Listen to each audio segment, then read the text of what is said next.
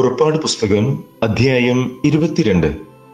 ഒരുത്തൻ ഒരു കാളയെയോ ഒരു ആടിനെയോ മോഷ്ടിച്ച് അറുക്കുകയാകട്ടെ വിൽക്കുകയാകട്ടെ ചെയ്താൽ അവൻ ഒരു കാളയ്ക്ക് 5 കാളയെയും ഒരു ആടിന് 4 ആടിനെയും പകരം കൊടുക്കണം. കള്ളൻ വീട് മുറിക്കുമ്പോൾ പിടിക്കപ്പെട്ട് അടികൊണ്ട് മരിച്ചുപോയാൽ അവനെ സംബന്ധിച്ച് രക്തപാതകമില്ല.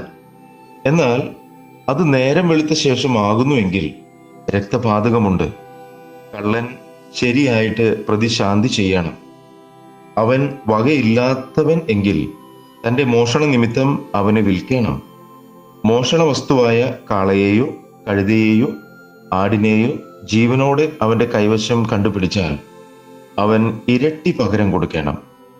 ഒരുത്തൻ ഒരു വയലോ മുന്തിരിത്തോട്ടമോ തീറ്റിക്കുകയാകട്ടെ തൻ്റെ കന്നുകാലിയെ അഴിച്ചുവിട്ട് അത് മറ്റൊരുത്തൻ്റെ വയലിൽ മേയുകയാകട്ടെ ചെയ്താൽ അവൻ തൻ്റെ വയലിലുള്ളതിൽ ഉത്തമമായതും തൻ്റെ മുന്തിരിത്തോട്ടത്തിലുള്ളതിൽ ഉത്തമമായതും പകരം കൊടുക്കണം. തീ വീണ് കാട് കത്തിയിട്ട് കറ്റക്കൂട്ടമോ വിളവോ നിലമോ വെന്തുപോയെങ്കിൽ തീ കത്തിച്ചവൻ പകരം കൊടുക്കണം. ഒരുത്തൻ കൂട്ടുകാരൻ്റെ പറ്റിൽ പണമോ വല്ല സാധനമോ സൂക്ഷിപ്പാൻ ഏൽപ്പിച്ചിരിക്കെ അത് അവന്റെ വീട്ടിൽ നിന്നും കളവ് പോയാൽ കള്ളനെ പിടികിട്ടി എന്ന് വരികിൽ അവൻ ഇരട്ടി പകരം കൊടുക്കണം. കള്ളനെ പിടികിട്ടാതിരുന്നാൽ ആ വീട്ടുകാരൻ കൂട്ടുകാരന്റെ വസ്തുവിന്മേൽ കൈവച്ചിട്ടുണ്ടോ എന്ന് അറിവാൻ അവനെ ദൈവസന്നിധിയിൽ കൊണ്ടുപോകണം.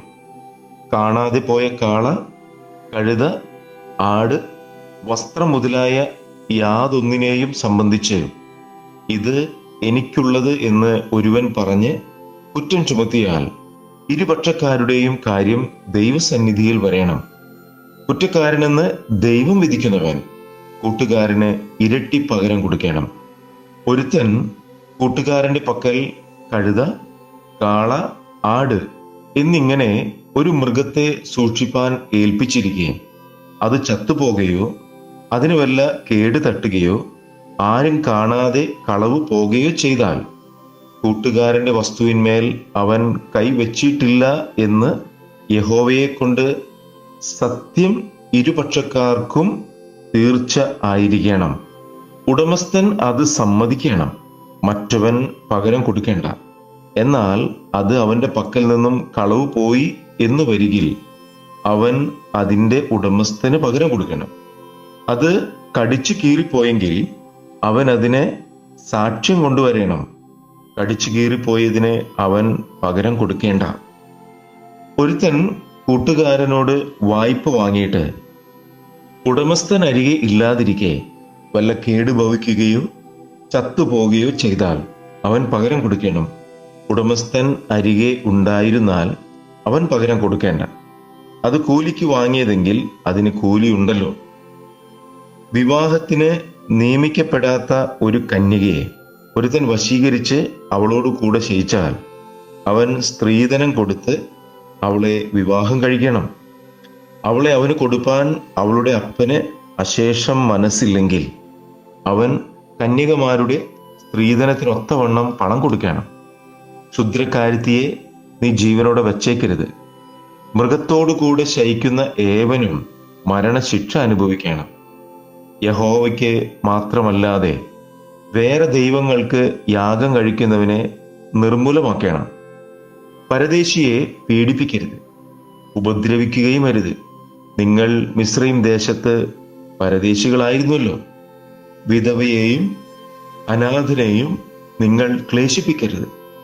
അവരെ വല്ല പ്രകാരത്തിലും ക്ലേശിപ്പിക്കുകയും അവർ എന്നോട് നിലവിളിക്കുകയും ചെയ്താൽ ഞാൻ അവരുടെ നിലവിളി കേൾക്കും. എൻ്റെ കോപവും ജ്വലിക്കും. ഞാൻ വാൾ കൊണ്ട് നിങ്ങളെ കൊല്ലും. നിങ്ങളുടെ സ്ത്രീകൾ വിധവമാരും നിങ്ങളുടെ പൈതങ്ങൾ അനാഥരുമായി തീരും.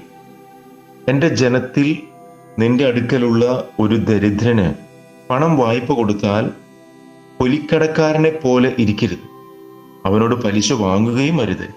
നീ കൂട്ടുകാരൻ്റെ വസ്ത്രം പണയം വാങ്ങിയാൽ സൂര്യൻ അസ്തമിക്കും മുൻപേ മടക്കി കൊടുക്കണം. അത് മാത്രമല്ലോ അവന്റെ പുതപ്പ്, അത് മാത്രമല്ലോ അവന്റെ ശരീരം മൂടുന്ന വസ്ത്രം. അവൻ പിന്നെ എന്തോന്ന് പുതച്ചു കിടക്കും? അവൻ എന്നോട് നിലവിളിക്കുമ്പോൾ ഞാൻ കേൾക്കും. ഞാൻ കൃപയുള്ളവനല്ലോ. നീ ദൈവത്തെ ദുഷിക്കരുത്. നിന്റെ ജനത്തിന്റെ അധിപതിയെ ശപിക്കുകയുമരുത്. നിന്റെ വിളവും ദ്രാവകവർഗവും അർപ്പിപ്പാൻ താമസിക്കരുത്. നിന്റെ പുത്രന്മാരിൽ ആദ്യജാതനെ എനിക്ക് തരണം. നിന്റെ കാളകളിലും ആടുകളിലും അങ്ങനെ തന്നെ. അത് 7 ദിവസം തള്ളയോട് കൂടെ ഇരിക്കട്ടെ. 8-ാം ദിവസം അതിനെ എനിക്ക് തരണം.